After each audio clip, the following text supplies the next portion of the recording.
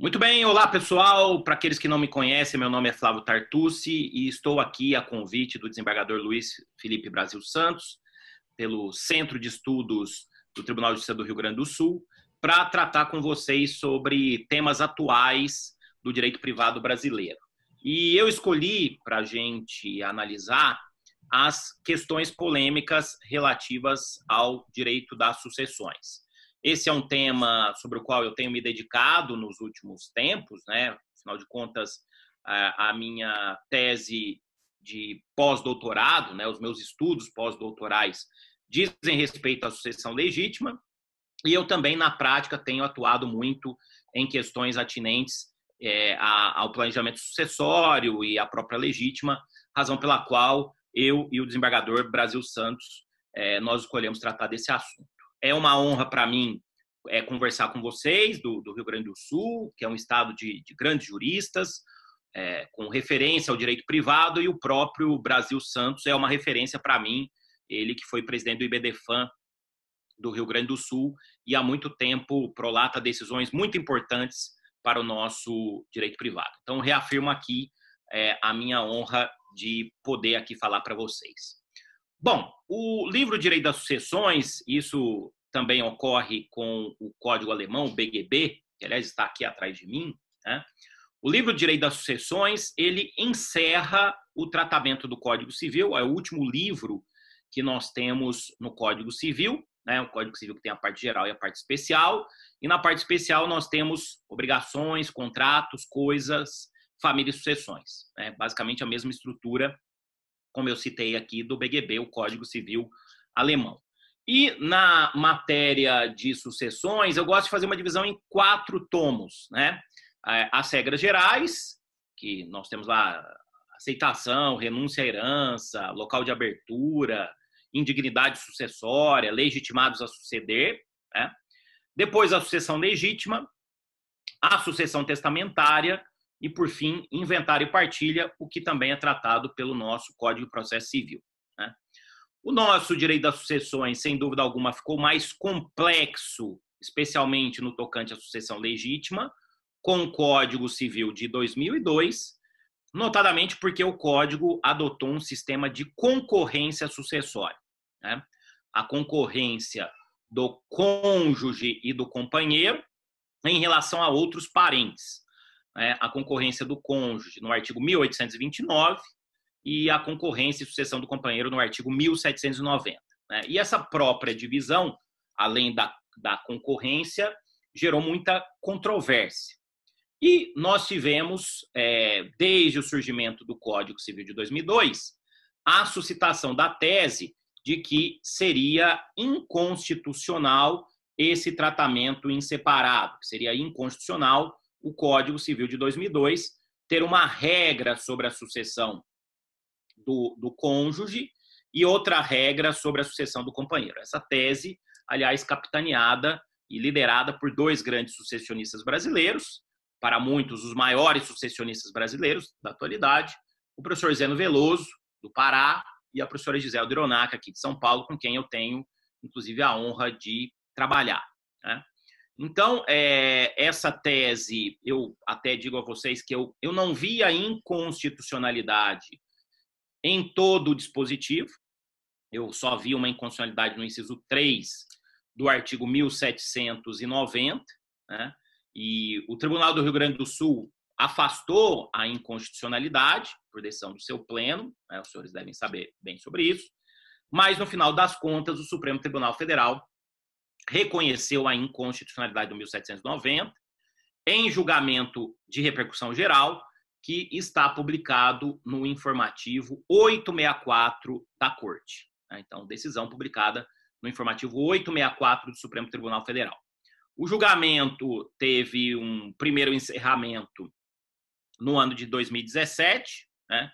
Mas em 2018 ainda pendia o julgamento dos embargos de declaração, opostos pelo IBDFAM e pela DEFAS, para se afirmar ou não se o companheiro seria ou não o herdeiro necessário, né? Porque isso não foi afirmado, né? Bom, o Supremo julgou, então, que seria inconstitucional, né, a tese firmada para fins de repercussão geral, seria inconstitucional esse tratamento em separado, né? Inconstitucional a regra do 1790, e que o companheiro ou a companheira deveria ser incluído no 1829. Então, incluído no artigo 1829, no inciso 1, concorrendo com os descendentes, o que depende do regime de bens, isso gera uma série de debates, né? Essa foi uma infelicidade, na minha opinião, do legislador, associar regime de bens à sucessão, quer dizer, associar meação, matéria contratual, né, regime de bens, com sucessão, matéria pós-morte, né? Então, concorre com os descendentes, no inciso 1, companheiro, o que depende do regime de bens, concorre com os ascendentes, nos termos do inciso 2, o que independe do regime de bens, e herda sozinho, no inciso 3. Né? Então, o Supremo declarou a inconstitucionalidade de 1790 e mandou incluir o companheiro ao lado do cônjuge na ordem de sucessão legítima do artigo 1829. Né?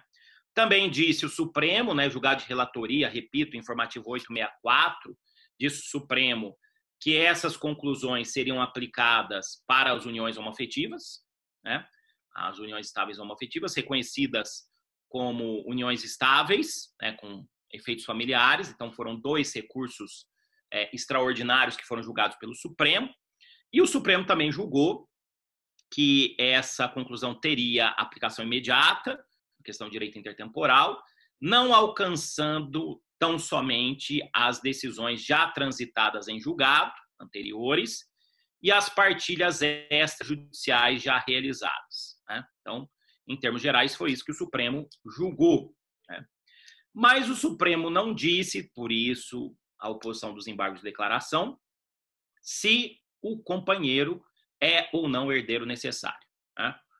E nessa perspectiva, isso, os embargos de declaração, né, o ministro Barroso, ele rejeita os embargos de declaração e afirma que isso não foi objeto da demanda. Né? E realmente houve um afã maior dos institutos que atuaram como amicus curiae, maior do que as próprias partes. Né? E, de uma questão processual, o STJ acaba, o Supremo Tribunal Federal acaba não analisando essa questão e remetendo essa análise, pelo menos na minha interpretação, remetendo essa análise para a doutrina e para a jurisprudência. Né? Doutrinariamente, eu sigo a posição que é majoritária. Existem 3 correntes que tratam de uma interpretação a respeito da decisão do Supremo. Né? E para 2 correntes, o companheiro herdeiro necessário. Então, a dúvida é, com a decisão do Supremo, houve uma equiparação entre união estável e casamento? Então, houve uma equiparação?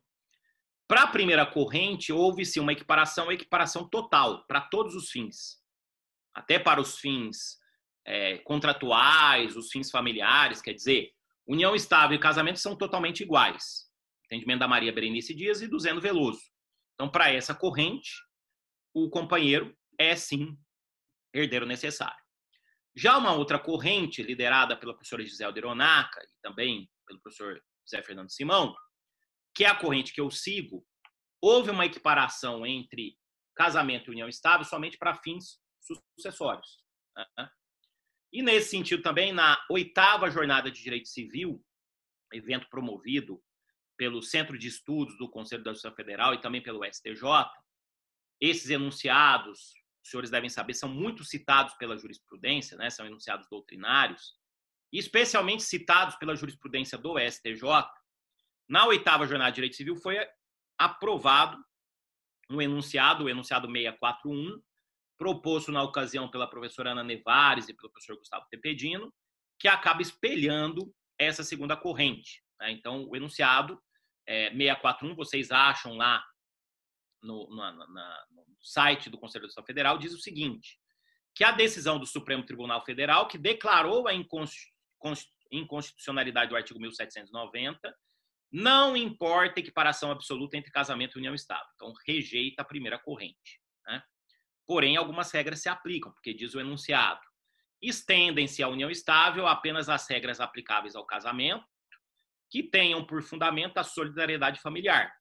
E as regras relacionados ao direito das sucessões têm como fundamento a solidariedade familiar. Por outro lado, é constitucional a distinção entre os regimes, quando baseada na solenidade do ato jurídico que funda o casamento ausente na união estável. Então, existem diferenças entre casamento e união estável, notadamente quanto às formalidades, né? De qualquer modo, no plano das sucessões, especialmente da sucessão legítima, houve sim uma equiparação entre as duas entidades familiares, como defende a professora Giselda e como é também o meu entendimento doutrinário, né? Por fim, há uma terceira corrente, que é uma corrente muito restritiva, né, que diz que a equiparação entre casamento e união estável ocorreu só para fins sucessórios e só para os fins do artigo 1829. E para essa corrente, o companheiro não é herdeiro necessário. Corrente liderada pelo professor Mário Luiz Delgado, que é um ferrenho defensor da manutenção das distinções entre as duas entidades familiares, né?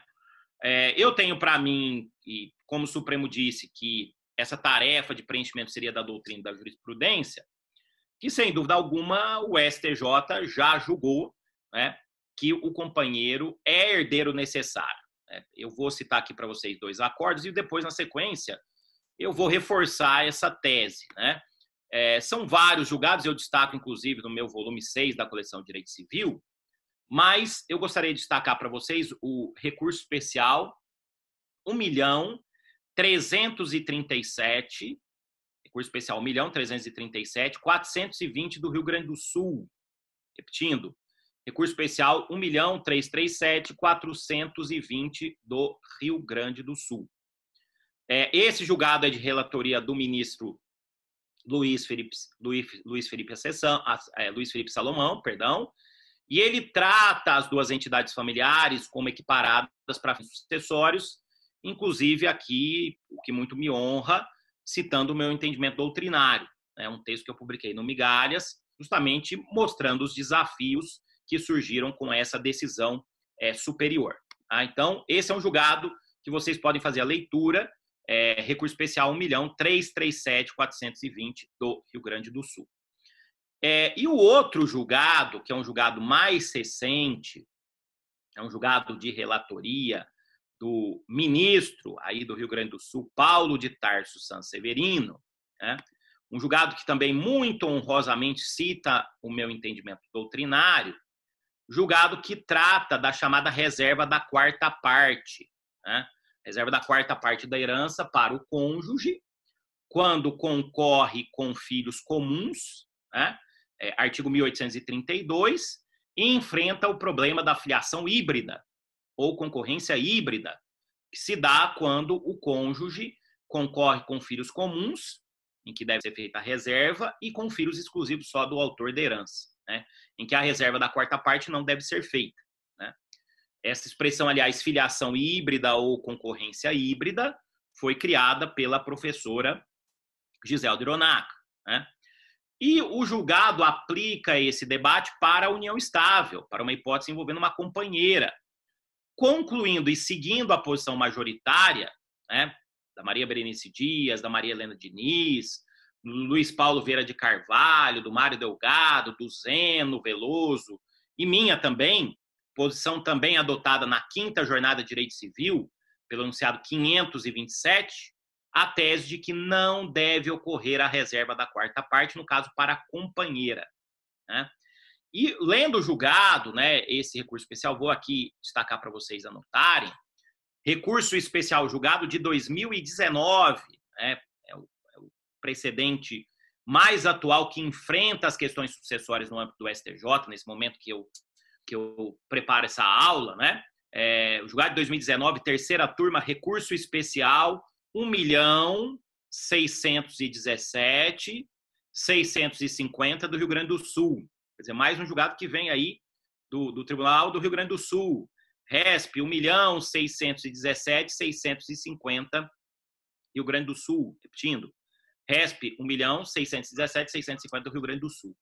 Então, traz a conclusão, né, o julgado, aliás, enfrenta várias questões, fala do julgamento do Supremo, da equiparação das entidades familiares e, portanto, da aplicação do artigo do artigo que trata da reserva da quarta parte, né? Diz também que a concorrência, no caso, a concorrência do companheiro com os descendentes na comunhão parcial se dá em relação aos bens particulares. Vocês podem ver isso no acórdão, que foi confirmado e adotado pelo STJ em 2015, na segunda sessão, né? E, ao final, não faz a reserva da quarta parte para a companheira. Tá? Então, um julgado muito interessante, e para mim também houve aí uma equiparação sucessória. Ou seja, uma equiparação sucessória que conduz à conclusão de que o companheiro é herdeiro necessário. E aí, o argumento que eu quero trazer para vocês é o seguinte: não faz sentido a decisão do Supremo trazer a conclusão de que o companheiro é incluído no 1829, inciso 1, onde temos descendentes e cônjuge que são herdeiros necessários. Também de que ele vai ser incluído no inciso 2, do 1829, onde tem ascendentes e cônjuge que são herdeiros necessários. Incluído no inciso 3, ao lado do cônjuge, onde só tem herdeiro necessário. Né? Não há o menor sentido, então, em afirmar, com devido respeito a quem pensa de forma contrária, que o companheiro está no inciso 1, está no inciso 2, está no inciso 3 do 1829, onde só tem herdeiro necessário, né? Mas, por óbvio, não ele é herdeiro necessário. Afirmar que não é herdeiro necessário. Então, não me parece plausível. Então, reafirmo aqui o meu entendimento de que o companheiro é herdeiro necessário, é a doutrina majoritária e é também o entendimento hoje do STJ. Né? Falando um pouco aqui dos herdeiros necessários ou reservatários, né? Nós temos no Brasil uma legítima fixa, ao contrário até da maioria dos países que trabalha com legítima variável, nós temos uma legítima fixa em 50%. Né? No Código de 16, eram herdeiros necessários os descendentes e os ascendentes, artigo 1723. E no Código Civil de 2002, artigo 1845, textualmente, nós temos descendentes, a premissa da continuidade do direito das sucessões, os ascendentes, a premissa da solidariedade, né? Então, aqueles que te colocaram no mundo e te projetaram para o mundo teriam direitos sucessórios como herdeiros necessários, com proteção da legítima, e, por fim, o cônjuge. Né? O cônjuge não constava no Código de 16, foi incluído pelo Código de 2002. O cônjuge, que, como diz o professor fluminense, carioca, Luiz Paulo Vieira de Carvalho, é a grande estrela sucessória. Né? Aliás, o Luiz Paulo Vieira de Carvalho tem uma obra robusta, contemporânea, sobre direito das sucessões. E ele usa esse termo, né? O cônjuge é a grande estrela sucessória.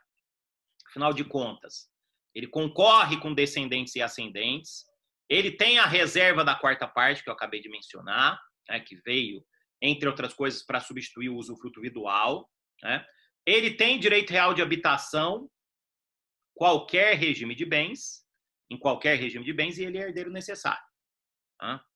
Aliás, por conta de todos esses direitos, é que, no caso em que ele concorre em filiação híbrida, ele não vai ter a reserva da quarta parte, porque ele já tem direito demais.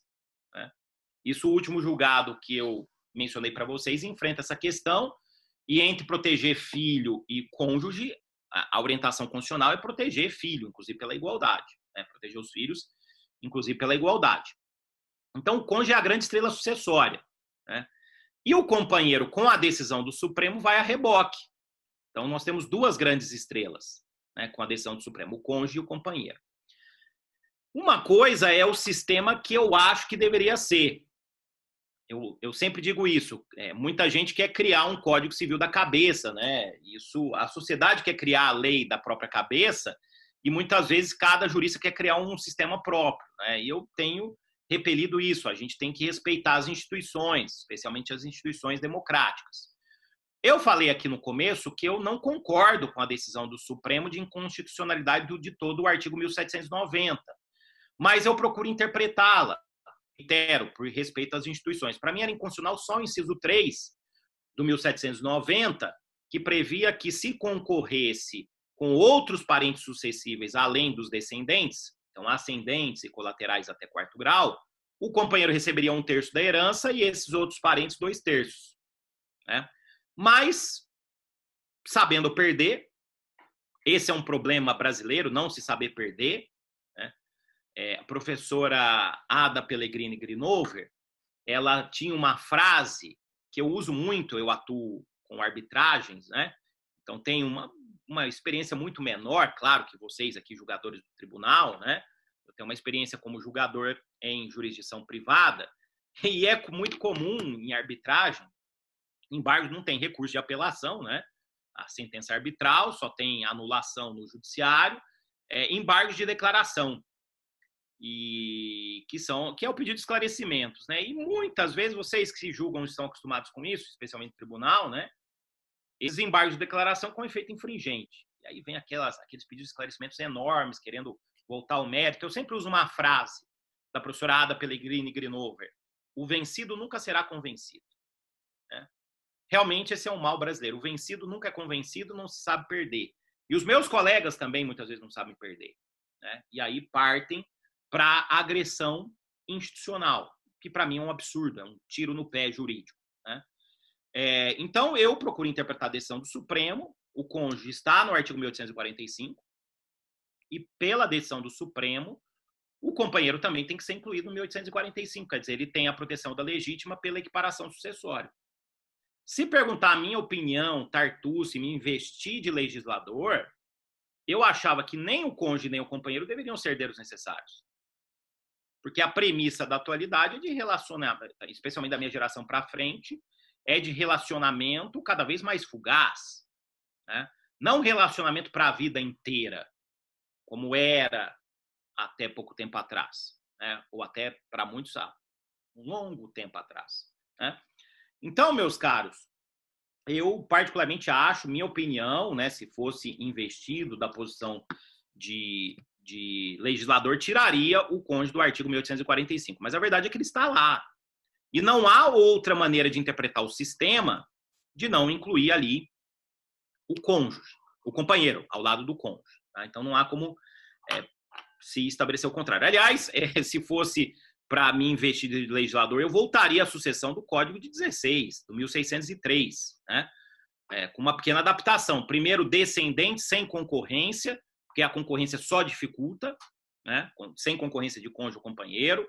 Depois, ascendentes também sem concorrência. Depois, cônjuge ou companheiro, incluiria o companheiro, né, na terceira ordem de sucessão. E colaterais eu ampliaria até o sexto grau, não o quarto, porque eu acredito mais no herdeiro privado, penso que ele vai dar uma destinação mais efetiva do que uma devolução ao bem público ou herdeiro, uma devolução ao patrimônio público, ou o Estado lato sensu, né, União, DF e município, como herdeiro, né, como era, aliás, no Código anterior, no atual não é. Há uma devolução dos bens do Estado, porque o Estado lato sensu, estou falando Estado lato sensu, não está no artigo 1829. Então, eu faria isso. Eu tentei, inclusive, fazer essas sugestões quando o IBDFAM propôs a sua reforma sucessória, mas não consegui. A concorrência foi mantida. A concorrência foi mantida, mas se retirou o cônjuge como herdeiro necessário na proposta de alteração do artigo 1845. Né? Proposta, aliás, que está em tramitação no Congresso Nacional com a senadora Soraya, né? Então, vamos aguardar. De qualquer maneira, em tempos pandêmicos, né, eu acho difícil, em tempos pandêmicos, como nós vivemos nesse momento da gravação, que não sei por quanto tempo vai durar essa crise, reformas estruturais que dizem respeito ao direito de propriedade como essas da reforma das sucessões do IBDFAM, elas são difíceis de serem efetivadas. Aliás, não vou falar nem difíceis, elas são muito difíceis de serem efetivadas. Muito bem, já que eu toquei nesse assunto, né, então enfrentei aqui várias questões importantes, a revisão da legítima, que esse é um tema que retomou de novo nesse nosso início de século, como foi no início do século XX. E é impressionante, né, como o mundo, cada início de século, ele acaba representando um afloramento de teses libertárias, liberais, individualistas, né? E, de novo, veio essa tese da revisão da legítima, que o Bevilacqua, aliás, comenta lá nos seus comentários ao Código dos Estados Unidos do Brasil, que quase que isso foi parar no Código 16, o Código 16 sem legítima, totalmente contratualizado, né? O que acabou não prosperando. Bom, eu cheguei a pensar, esse é meu trabalho de pós-doutorado, né, de uma revisão da legítima para 25%, para reduzir a legítima. Mas eu confesso a vocês que, aprofundando esse tema, eu não tenho encontrado fundamentos para a revisão da legítima, né? Aliás, muitos países adotam parâmetros distintos, né? Então, a legítima tem uma ideia de uma reserva para proteger determinados herdeiros e não sei por que haveria a necessidade de abolir, talvez reduzir, mas para qual percentual? E com fundamento no quê? Né?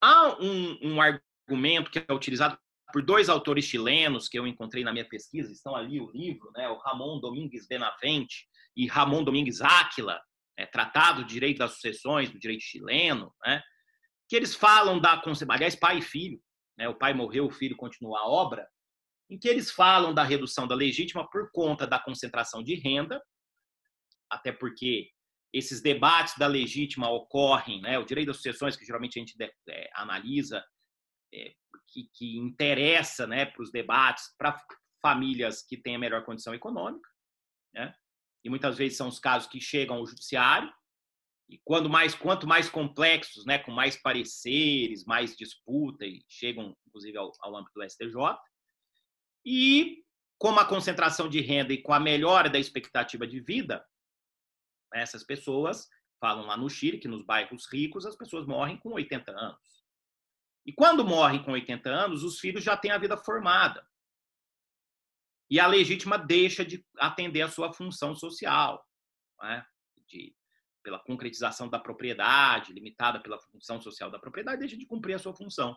Porque a vida dos filhos já está formada e a herança acaba sendo um bônus, né? Talvez esse seja um argumento para rever, mas não abolir. E existem propostas também no Brasil de legítima variável, dependendo do grupo familiar, se há vulnerabilidade ou não há. Aí eu acho um pouco complicado a gente mudar a nossa tradição para uma tradição de legítima fixa para legítima vulnerável, para legítima variável, para proteger vulnerável, em que eu vou ter dificuldade, por exemplo, de enquadrar a pessoa como vulnerável ou não. Isso vai fazer com que os inventários fiquem mais tormentosos, porque inventário é um processo meramente homologatório, né? E toda a questão mais controversa que vai parar no inventário é remetida para as vias ordinárias, ou para o procedimento comum, né? Então, eu, particularmente, acho um pouco complicado falar também em legítima variável. De qualquer maneira, sigo com os meus estudos, né? A legítima é um dos controles para o planejamento sucessório, que tem explodido no Brasil muitas vezes com ilicitudes, né, afrontando a legítima. Eu gosto sempre de dizer que o outro filtro, a outra regra de ouro, diz respeito ao pacto sucessório, pacta corvina, não pode ser objeto de contrato herança de pessoa viva, artigo 426. Mas, nesse momento, eu confesso a vocês que não vejo, nos meus estudos pós-doutorais, razão para a revisão da legítima do Brasil, né? O direito das sucessões realmente tem trazido muitos desafios, especialmente nos últimos tempos, como vocês puderam perceber, né? Eu analiso outras questões e aí indico para aqueles que queiram aprofundar o volume 6 da minha coleção de Direito Civil, a coleção azulzinha que está aqui, né? Eu trato também no meu volume único, mas de maneira mais concentrada, mas enfrenta essas questões no meu volume 6, e também um segundo livro, o Código Civil Comentado, do qual eu também faço parte, os comentários feitos na parte de sucessões, Código Civil Comentado da editora Forense, Doutrina e Jurisprudência, pelo professor Zé Fernando Simão, que é o maior sucessionista da minha geração, né? Então, recomendo aí essas obras complementares para o estudo de vocês. Quero agradecer mais uma vez o convite do grande desembargador, professor, doutrinador, Luiz Felipe Brasil Santos. Foi uma grande honra para mim.